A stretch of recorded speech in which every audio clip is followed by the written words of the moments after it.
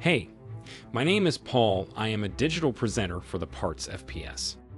Today I am going to talk about Gas Valve for Imperial part #38181. The Imperial part #38181 is a gas valve.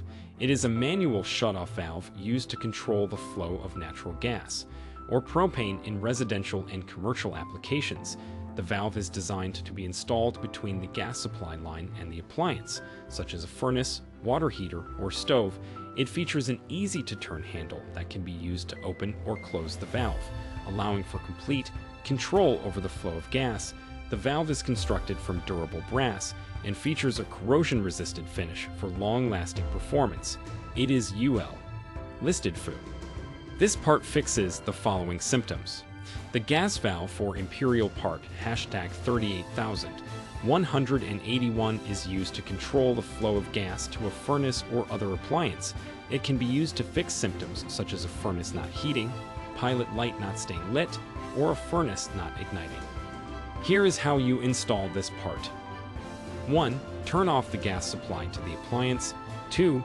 Disconnect the existing gas valve from the appliance. 3. Remove any debris or obstructions from the area where the new valve will be installed. 4.